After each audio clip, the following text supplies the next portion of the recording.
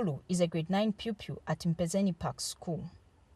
Unlike other pupils, Ruth is a regular absentee at school. She's got a hole in her heart, a condition which makes her weak and unable to participate in a number of school activities. The 14-year-old is also not able to undertake house chores and spends most of her time in bed. I'm doing my grade 9 at Mpezeni Park. And this problem has affected me in my life because this grade 9 that I'm in, it's an examination class, and I don't attend classes that much, and I don't concentrate at school. Sometimes when I go to school, I see my friends playing, jumping.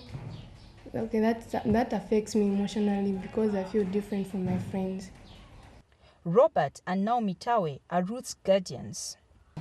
The way she was growing, her growth rate was a bit retarded.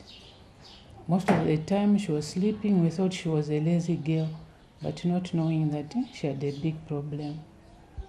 So when we took her to the hospital, she started complaining of side pain, chest pains, weakness. So we took her to the hospital. Then at the hospital, they did some investigations which revealed that she had a hole in the heart. And also there is pulmonary hypertension because of the same problem. So at UTH they said the government might take her to India for the treatment, but there are many children who are on the waiting list. We are facing a lot of problems because she's not a girl that she's going to wake up, do any chores, or even as she goes to school, she has to be given money or taken to school. This couple has tried all means possible to get her treated to no avail. They are now calling on well-wishers to come to their aid and help evacuate Ruth to India for specialist treatment. The desperation to get Ruth treated is clear on the faces of her guardians, who have opted to appeal for assistance as they do not want to wait on the government list of people that need to be evacuated overseas for specialist treatment. The amount that is required is in the ranges of $15,000. And as a family, I think we are constrained. We can't manage to source for that money.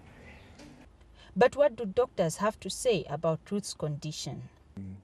What in medicine we call a ventricular septal defect. Patients with this problem usually have low oxygen circulating in the arteries. And sometimes they can even turn blue due to lack of this oxygen inside. Not have certain types of doctors called cardiac surgeons. These are surgeons who have just specialized in operating on the heart. And this is the kind of special treatment that this child needs. It is hoped that well-wishers will come to the aid of Ruth and assist the girl access medical help overseas to repair her heart and enable her to lead a normal life. Shupekile Nkunika for Zanis in Chipata Eastern Province.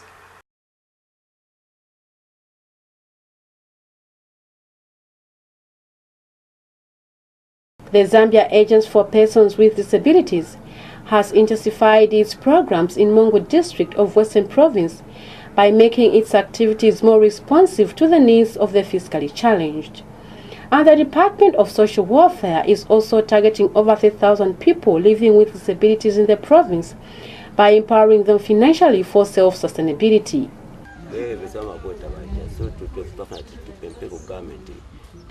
Before election, but I see that especially about Braille, Braille, a block paper Braille. Because since 1964 to 2015. Zambia Agents for Persons with Disabilities, Western Province Coordinator Kaflana Lungwe, stresses on the need for the project to implement the vision of creating a society for all. Our agency is committed to bettering the lives of persons with disabilities.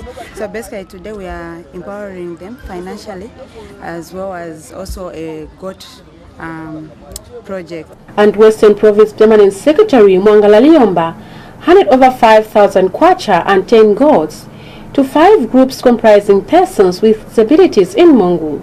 Bakuli kona mwinelo ose nizi kuona ni akuna yalukela kutalima yomumwi kuli mwendi yo azichwana kaba kalasikamani kaufera luna lwa swana ubupilwe kimunga bupilo mulimu masiswaniso nikakulata kwa hae. Empowering people with disabilities strengthens communities and prevents the vulnerable from obstacles such as stigma and abuse.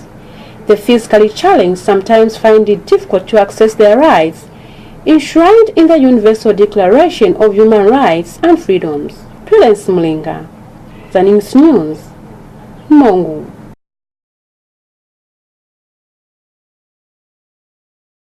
The localization of the He for She campaign in all the 10 provinces is one of the interventions by government in partnership with the United Nations Development Programme, UNDP, towards achieving gender equality and equity. In fact, He for She is the campaign for educating our menfolk and changing the ingrained attitudes and mindsets in the way they see and treat women and girls.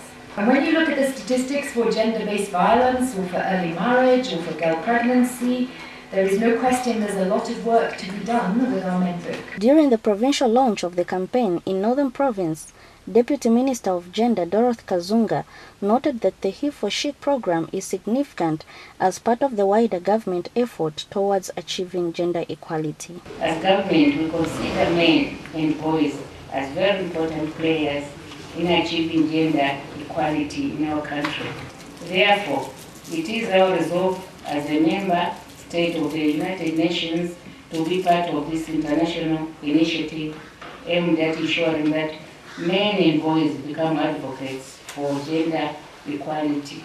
In a media interaction held in Kasama, the United Nations Resident Coordinator reiterated the importance of the media involvement in the He for She campaign. When I want to get a message to all of the men in Northern Province, for example, I turn to the media to say, help me get my message out there, which is men of Northern Province, you are the ones who have in your hands the ability to change the situation of the women and girls in your community. So far, the government and UNDP have localized the campaign in Central, Southern, Eastern, Copper Belt, Lusaka, Northern and Northwestern provinces, and over 2,000 men have signed up for the campaign. The remaining provinces are Muchinga, Luapula and Western, which will be conducted before the end of April this year. Nkweto Mumba reporting in Kasama.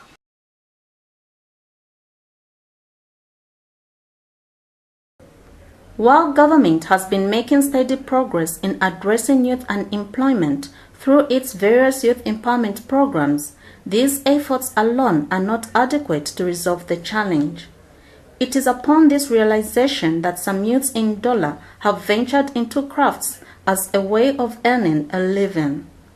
And in recognition of these efforts, government had allocated land to the youths along the Ndola-Kitwe carriageway for them to construct a market for their products, but the development has not materialized fully as the place lacks an ablution block. People are not able to finish up their buildings because there's no toilet. Where there's toilet, the people will be there to finish up their buildings so that they start to operate there. So we are asking for our good government to help us to come into this issue so that everything should be settled.